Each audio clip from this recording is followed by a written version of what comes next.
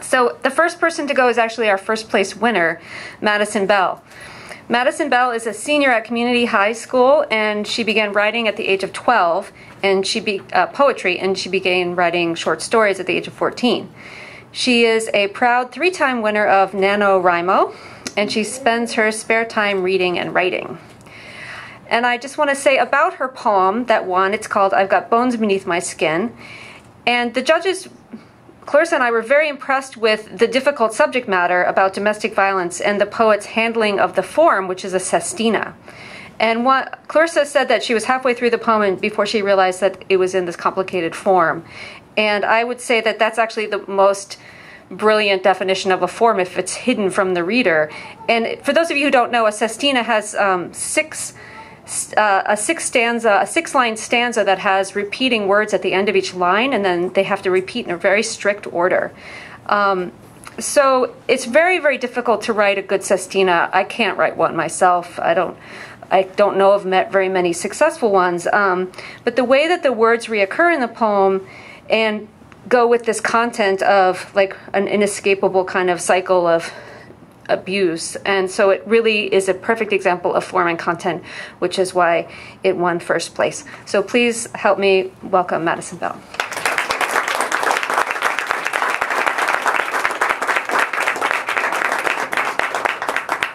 Okay. All right, so I guess I'll just read. Okay, so I've got bones beneath my skin. Sitting in front of the mirror, eyes carefully avoiding the dark bruises that form some unknown pattern across my face, I rub away thick crimson blood with a towel, ignoring the pain that flares as I carelessly swipe over a shallow cut. Fuck, I mutter, leaning against the cracked cold tiles of the bathroom wall. Fuck. It bears repeating. Tomorrow it's the same routine, the cycle repeating in a never-ending loop. As soon as it becomes dark, my sweet and loving husband transforms, heart turning cold and anger rising instead of affection. It is not him that faces me, but some cruel monster wielding words like a cutting knife, not caring in the slightest that I am left in pain.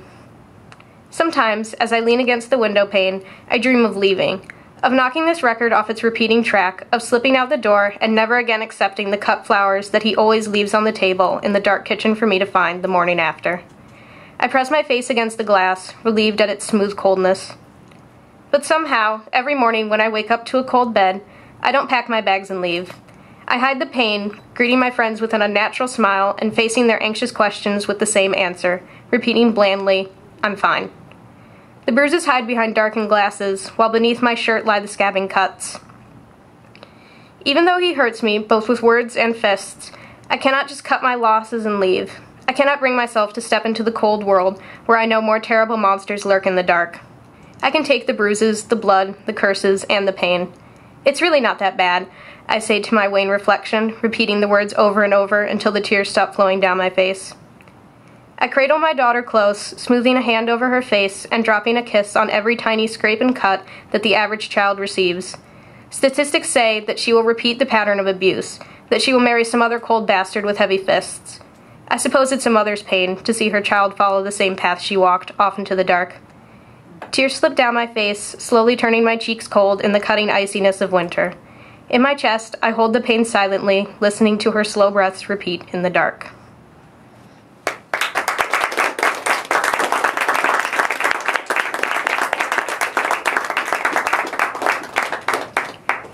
And then for my second poem, I actually chose another sestina that I wrote a couple weeks ago, and this one is actually dedicated to the teacher who referred me, who can't be here right now.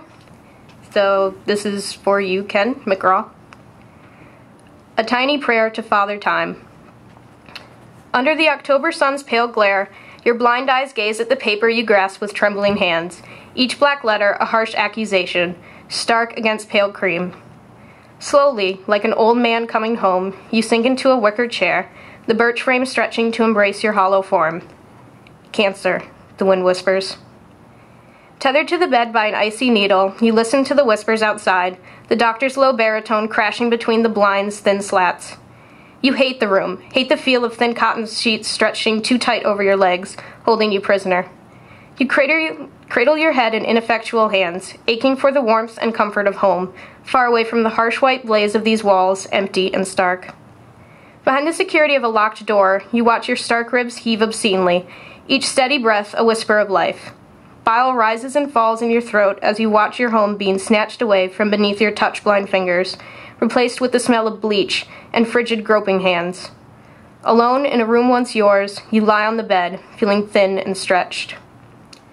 It marks a turning point, you decide, stretching your cracked lips into a grisly smile for the nurse.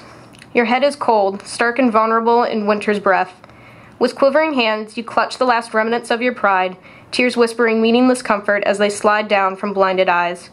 You lean against your pillow and breathe out a wish for home.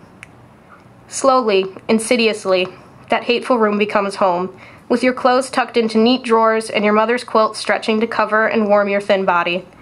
In rare moments, you lift the blinds and look at the world outside your four walls, all stark branches and crisp snow. Past your door, a nurse's shoes whisper against sickly green linoleum, your future carried in her delicate hands. Days turn to weeks, turn to months, turn to time slipping through your desperate hands like sand in a broken hourglass, like you are standing on a curb and watching your home burn in a fire.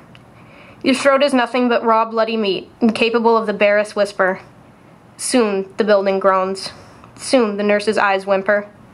No, you say, stretching syllables into meaning. No, you say, the words standing proud and stark in the dull air, a declaration, a promise. No. Time rolls on, mute, deaf, and blind. You lean back against your wicker chair, blind to the drab browns and grays of March, hands reaching only for the weak sunbeams that slide across the stark colors. You are home, stretching in the morning air and sharing a secret smile with the wind. Remission, you whisper.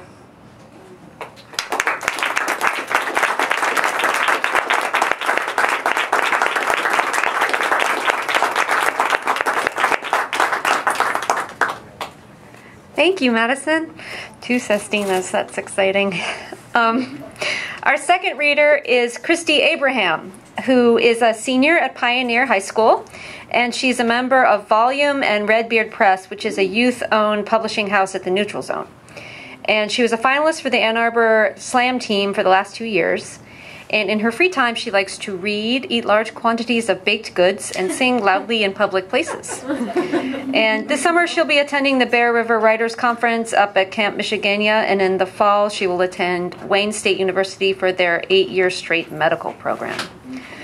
Her poem, USA Hockey Boy Puck Slut Application 2012, won 5th place in our contest for its rollicking, rant-like voice and its terrific humor. The judges commented on the poet's use of very long lines and strong voice, as well as a list of specific details and pop culture references. It is smart, deft, and really funny. Please help me welcome Kristy Abraham.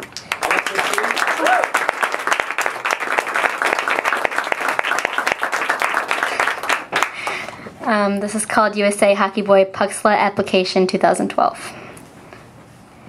Personal information. On the way home, you pass a bumper sticker that reads, "Condoms prevent minivans." Caked on foundation, lips sticky with the watermelon-flavored schmear, a yearly renewed membership at the booth, and the breasts of an overachiever, you laugh in the face of this bumper sticker. Because here's the thing. You're lusty. Underdeveloped teenage boys stick to you like white on rice. You're the kind of girl who names her boobs. The girl who wears army pants and flip-flops, and so other girls go out and buy army pants and flip-flops. You are better than Call of Duty. Someone asked you what position you would hold, and you said you were flexible. You're the girl they go to create drinking games for Shark Week. You're the it girl. But your right turn signal has been on for the last 2 miles. Title of position you are applying for. Puck Slut. Leader of the Skank Brigade. Easy like Sunday morning, fearless like Taylor Swift. Every word that comes out of your mouth sounds like it's on caps lock. Princess of batshit crazy land. A woman with the morals of a man. Work experience. Can withstand mass amounts of blood and cologne. Carries around ice packs in the second zipper of your backpack just in case a fight breaks out on the rink. Is accustomed to Canadians.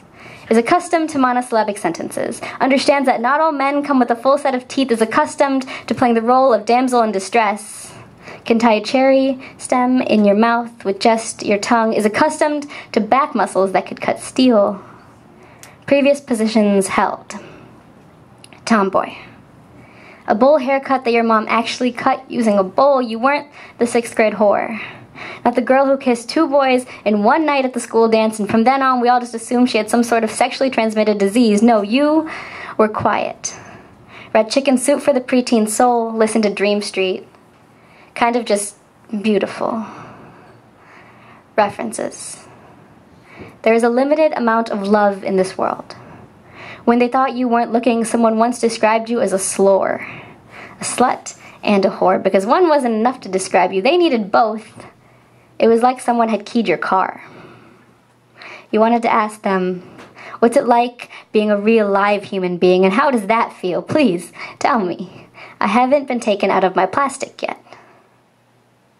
Considerations.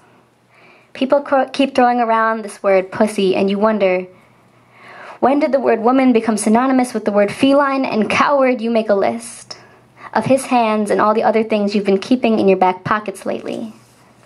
He talks smoother than a puck on ice. But everyone says you're just something he could slap around with a stick until he scores. Maybe they're right. Maybe you are just someone whose accomplishments have bulky shoulders. Just someone who gives a very convincing Alicia Silverstone clueless impression, a testament to the failure of right-wing politics. Maybe you are just a warm body to hold. But does that make you less worthy of being held? You said once that you felt like you were falling slowly out of a frame.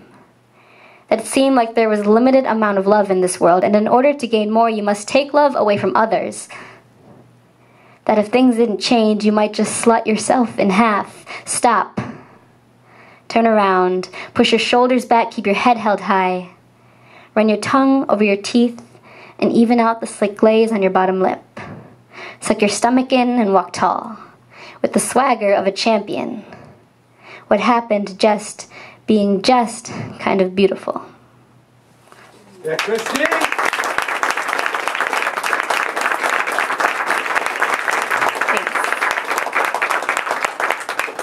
This next one was written for a very good friend of mine. It's a little bit different genre.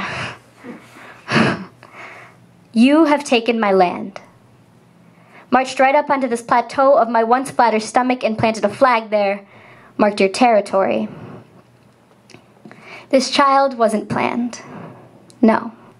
You were not planned. Weren't put in a basket and pushed down a river. You crawled here on hands and knees. As you snake your way up between my lungs, down my spine, circumventing my entire abdomen, I tighten. There used to be gates here. Protocol.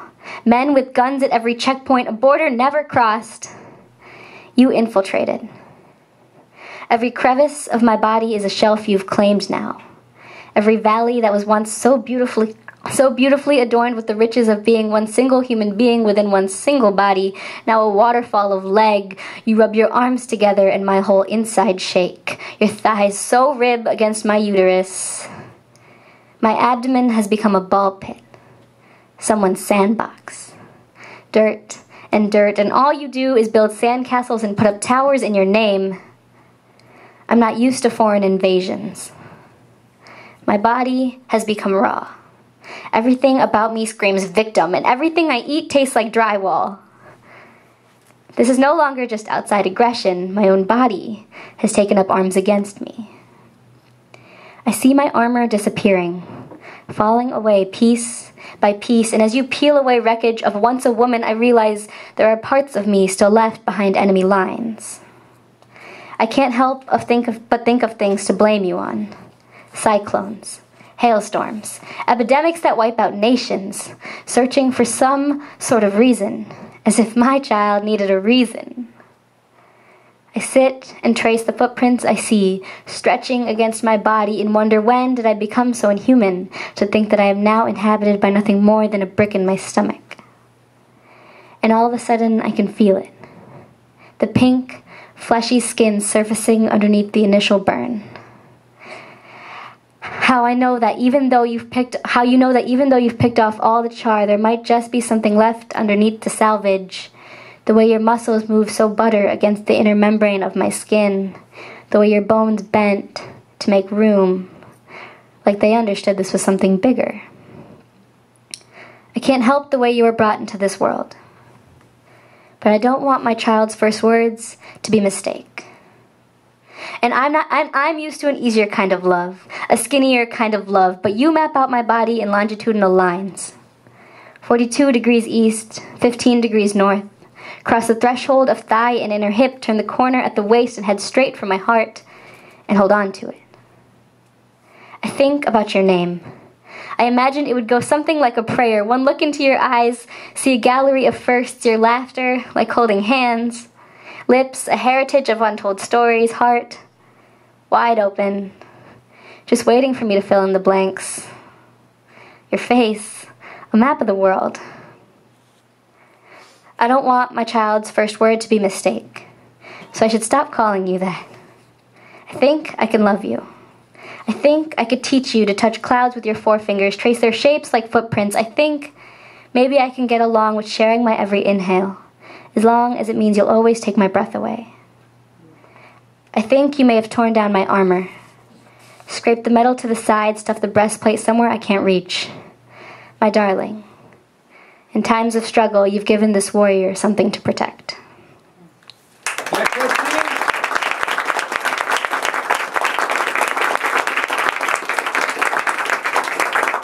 Great, thank you, Kristy. Our third reader is also our third place winner, Melanie Langa. Melanie is a senior at Community High School. She has spent much of her 4 years there writing mostly for the school's online newspaper, The Communicator Web, but also in literature and creative writing classes. In addition, Melanie participates in Community's Ecology Club and plays tennis for Huron High School. She will attend Stanford next year. Melanie won third place for her poem Renewal, which is incantatory and trance-like, and it has the strong feeling of a song or a chant or a Ginsberg-like rant with a really, really directive voice. The judges also noted that this poet employed terrific language and imagery and showed a grasp over a wide range of form and use of the line. So please help me welcome Melanie Langa.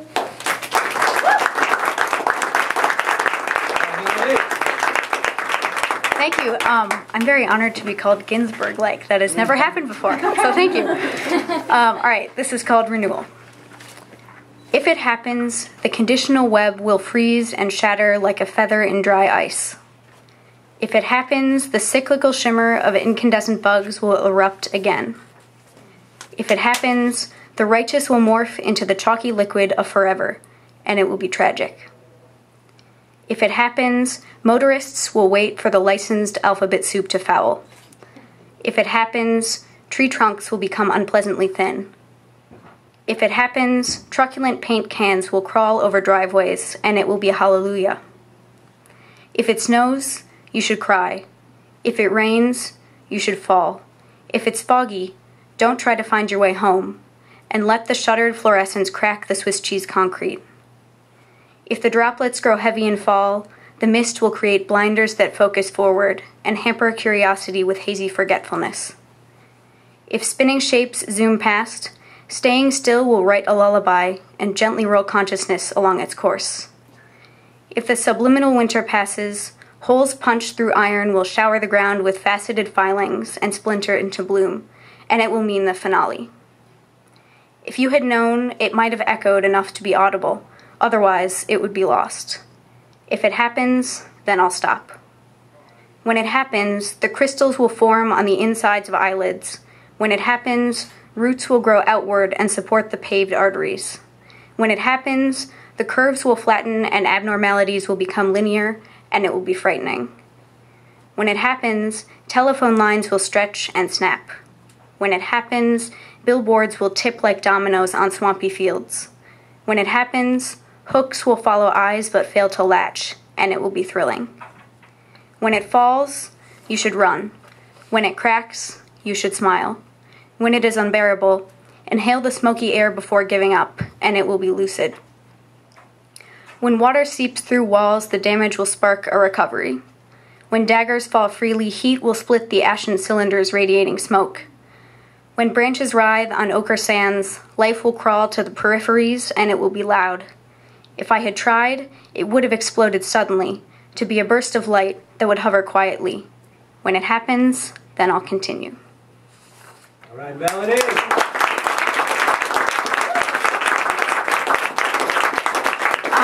This next one, oddly enough, is also a sestina, so I guess we're getting 3. But I'm very pleased to be able to read it when Ellen and Judith are here, both people who have taught me how to write sestinas. And like Maddie said, it's too bad that Ken can't be here, but this is also for him. Sestina. No time left for rest. Your questions are coloring our conversation too brightly, so I slouch. Shrinking to avoid confrontation, I wrinkle. Even though it's not your sentence to suspend, and compress into a pale stick of chalk. Dust left on the window like a chalkboard. I look outside for the rest. Bleached sky holds clouds that suspend water with uncareful scribbles, coloring the ground vivid, reaching every wrinkle. You talk outside the lines, like the rain, so I slouch. Watching the boiling pasta slouch, and the flour, an explosive cloud of chalk dust, highlighting a wrinkle on your forehead. You need to rest. I can tell by the difference in your coloring, but I can't say that. And you say, suspend your disbelief. But I have too many roots in the ground to suspend myself so that people can decide whether I slouch. Appearances didn't matter when the sun was coloring the first morning sky with wet chalk. Can't you see I'm happy? Give it a rest. Worrying about me will only make you wrinkle. I think back to that wrinkle in time that let me suspend my worries over the rest of my ancestors' backs, that slouch with bewildered age, hair like chalk, and too judgmental to be coloring with anything but pencil. Coloring my future, but allowing the paper to wrinkle so that I must do your work and chalk out the times when I can afford to suspend my usual duties and justify the urge to slouch away to much-needed and solitary rest. I didn't know what I'd do with the rest of the time allotted for coloring, but I sat in a slouch, staring at the paper until I could almost imagine it wrinkle. Now I know, even if I suspend my ideas over paper, they can be wiped away like chalk. Thanks.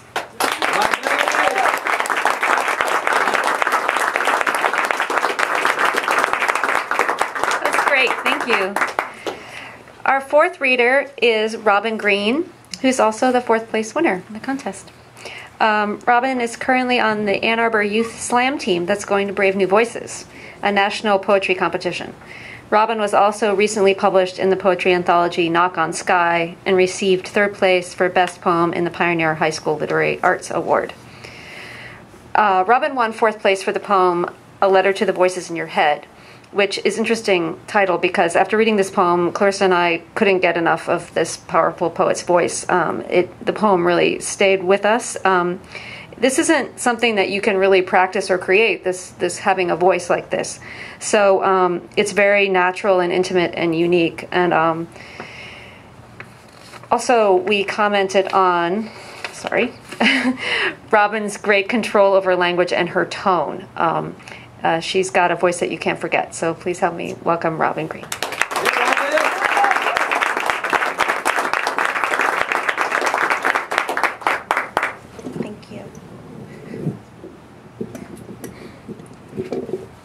Wow, thank you so much.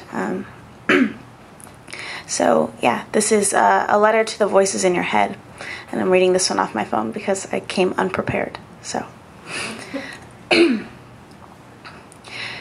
you become a woman the moment you understand that knowing you won't care later doesn't make it hurt less now. A real woman will not tiptoe through the minefield, but will stomp fucking triumphantly, uprooting grenades and hearts as she goes. And if a blonde girl asks if your hair is fake, smile and don't swear under your breath as she walks away. If she asks you if black people blush or get hickeys, don't look away even when your cheeks are burning. For every time you were younger and looked at her tall, pale frame, wishing your eyes had a little green to them too, so they could also be uniquely olive, don't look down. When he comments earnestly on your irises, how they're not perfectly round, but that's what makes them charming. Keep eye contact. Please know that nothing is really perfectly round anyways. When you miss a step on the second floor stairs in front of Daniel Cusack, don't turn red. If he makes fun of you for it later and you get upset, stop taking yourself so seriously. You rode this ride before and know where all the loops are. And I heard God saves the sinners too, so pick 2 blue bonnets and run through that park after midnight with that boy. Morning and your mother will both be there eventually, both equally disappointed in you. When you learn the 5 keys to happiness from your painting teacher, write it all. Don't look down. He will say, I've got some advice you're going to need. Actively seek out these 5 things in your life. Chase the wild laughter of happiness as it whistles away in the trees. He will say 1. Meaningful employment. When you love what you do and can support yourself off it, take pride and dredge the leftover receipts and caramel to soak up the debts you will accumulate from shoes. 2. Good health. This means, honey, sleep in. Eat more greens than you eat french fries, and don't ever let Daniel Cusack break your heart. 3. Valuable friendships. Occurring only when you invest your time in beautiful souls. When you love those who will hold laughter in higher regard than status, give them all you got. Please 4, don't live beyond your means. Meaning, honey, money isn't something to chase. It will not soothe you. It will not lock your uncertainties in the basement and bolt the double doors. They will keep pounding out tones on your structure until your house grows woozy. But 5, reciprocated love. This happiness is something to chase. Not the blonde girl, not Daniel. When you see them, don't turn red, don't look down.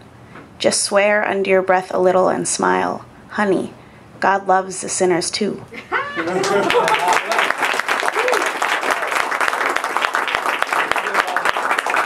So, in true me fashion, I did not choose which one I wanted to read next.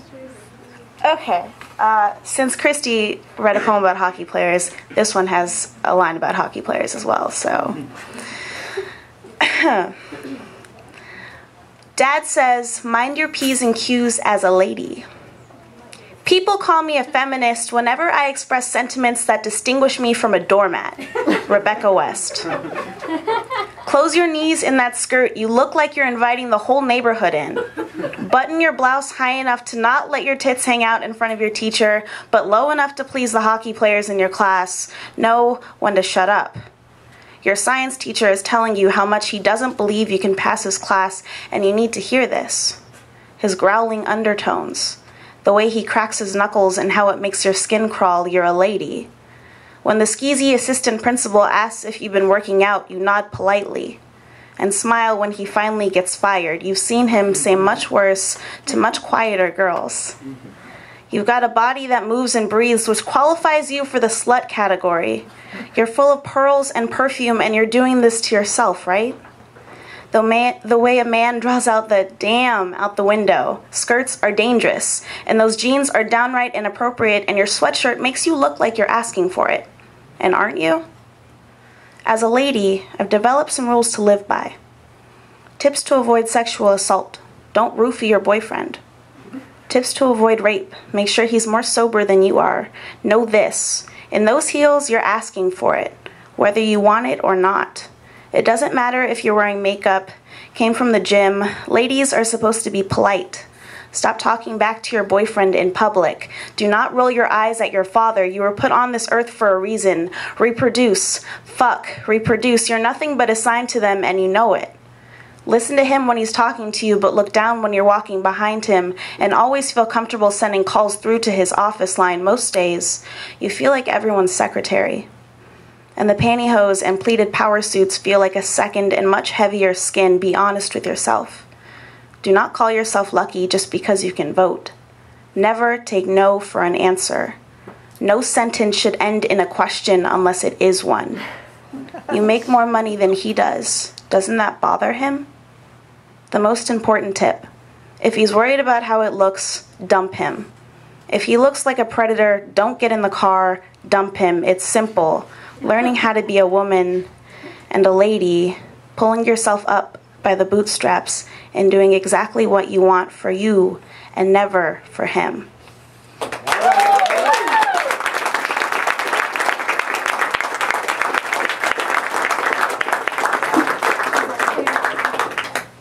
Thank you, Robin. That was great. Our last reader is Alia Persico-Shammas. Great. She is our second place winner, and she's a senior at Community High School. She is the 2009-2010 Ann Arbor Youth Poetry Slam champion and has competed in 2 national poetry slams. Alia is attending Barnard College in the fall, and she plans to study comparative literature and translation. Alia's poem has a long title. It's called Ekphrasis, Atropos, or The Three Fates by Francisco Goya. And the judges were really impressed with Alia's use of ekphrasis, which is simply writing about art. And in this case, The Three Fates by Francisco Goya. And here's another definition. Ekphrasis has been considered generally to be a rhetorical device in which one medium of art tries to relate to another medium by defining and describing its essence and form, and in doing so, relate more directly to the audience through its illuminative liveliness. So, a poem about a painting. The judges mentioned also this poet's great voice, as well as her adept use of the line, and really brave subject matter. So please help me welcome Alia. Hi. So this is for Judith, who taught me about ekphrasis.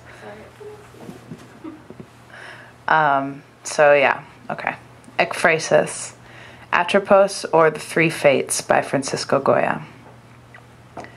To live in the mountains is to become earth, to know its walls, to see darkness or a cage. I know my endings. The border of the sea has never offered me any gifts, any promise except that of lunar distance, dusty glass. I know no ships or ship-like ghosts to carry me out of this jar, this forest. I know my hands, small and heavy like iron, bringing nothing to evening's table, the three of us, empty and closed. I never had anything to give. The sea goes and goes nowhere. I would surely sink in squinting eyes, wrapped in wool, the pale gray and yellow of a sunless twilight. I flee the beach. I run back to walls of forest where nobody will ask. Between the two fields, three fates float. The dead wheat, their bodies of gray rolling muscle and wood grain. They do not see me standing here. I know my endings. I see the world unfold, a limited plain. To know I am far and cannot touch you. To know if I were close, I would not be brave. I live in massive shadows, valley basin, tall, hairy grass that hides old fears like crocodiles or ash, the closed lids of nighttime flowers, the absence of your voice. I live in the mountains. They do not see me standing here. Sleepless, looking out into fields, a sky full of wet amber stars, the longest echoes, your name ringing like cold water in the empty wheat.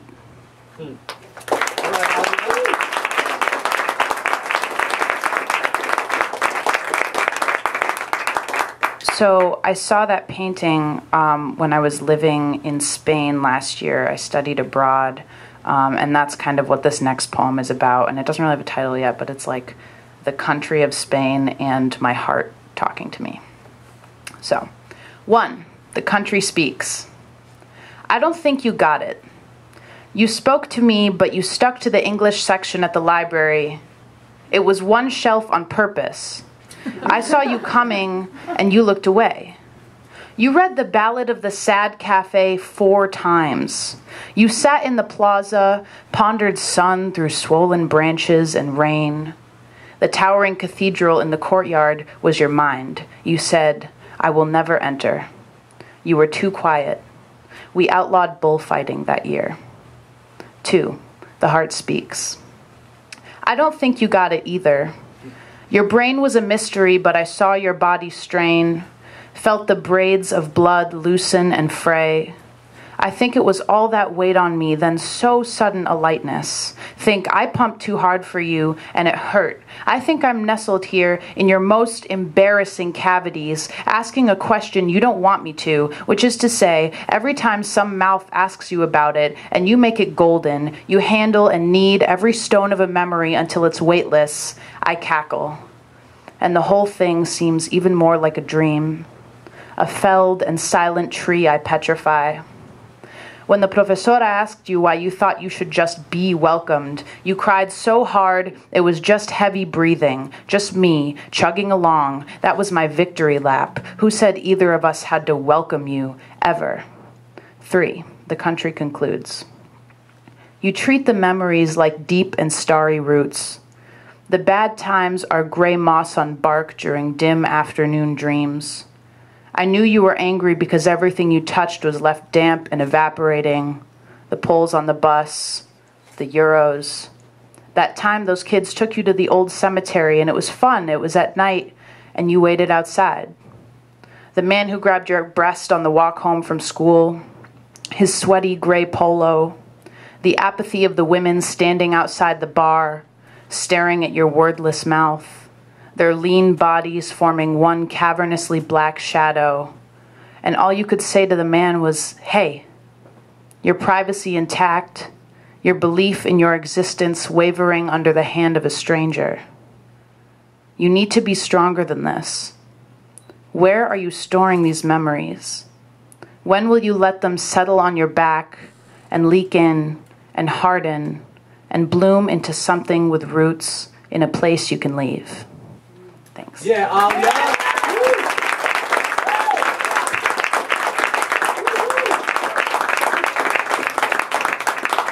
That was fantastic. Hey, let's have another round of applause for all the winners. This